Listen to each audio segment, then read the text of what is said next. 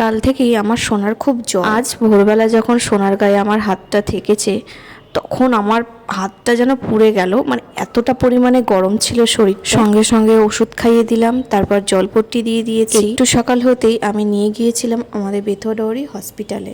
এমনিতেও কিছুদিন থেকে আমি ভাবছিলাম মিষ্টিকে একটু চেক আপ করাবো, 1 মাস ধরে চেক আপ করানো হয়নি। তবে এত ভোরবেলা আমি ডাক্তার আর কোথায় পাবো বলো, তাই জন্য আমাকে হসপিটালে যেতে হলো। সোনার কিন্তু প্রত্যেক মাসে মাসেই জ্বর আসছে, সেটা কি থেকে আসছে কেন আসছে কিচ্ছু জানি না।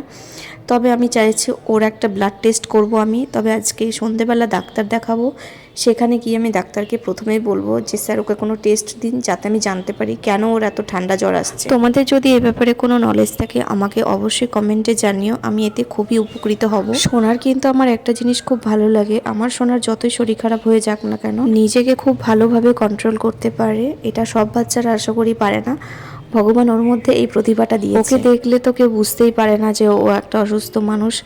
এতটা পরিমাণে জ্বর এসেছে হয়তো আমি ভাষায় প্রকাশ করতে পারবো না, আর ওকে দেখেও তোমরা হয়তো বুঝতে পারছো না। তবে ওর কিন্তু প্রচুর শরীর খারাপ ছিল। আমি এত সকালে ডাক্তার কাছে নিয়ে যাচ্ছি, আশেপাশে কোনো লোকজনই তেমন ছিল না। এমনি সময় গেলে তো হসপিটালে প্রচুর লোকজন থাকে তোমরা জানোই। এমনকি আমাকে বাড়ি থেকেও একা যেতে হয়েছে। বাবা সকালবেলা উঠেই হাঁটতে চলে যায়, তো বাবাকে ফোন করে শুনি যে বাবা অনেকটা দূর চলে গিয়েছে। যাই হোক, আমার কিন্তু হসপিটাল থেকে আমি বাড়িতে চলে এসেছি। আজকে সকাল থেকে কিন্তু সারাদিন কিচ্ছুটি খায়নি, যা খেয়েছে 2-3 বার করে বমি হয়ে গিয়েছে। তো দেখা যাক সন্ধেবেলা ডাক্তার দেখিয়ে কি বলে। বাচ্চারা চোখের সামনে সারাদিন খেলাধুলো করবে, দুষ্টুমি করবে, সেটাই তো ভালো লাগে। ডাক্তার দেখিয়ে বাড়ি আসার পর সোনাকে একটু ম্যাগি করে দিয়েছিলাম, সেই ম্যাগিটা পর্যন্ত খায়। এমনকি আমাকে বলছে যে মা হসপিটাল থেকে এসেছো, আমাকে স্নান করিয়ে দাও, তুমি স্নান করো।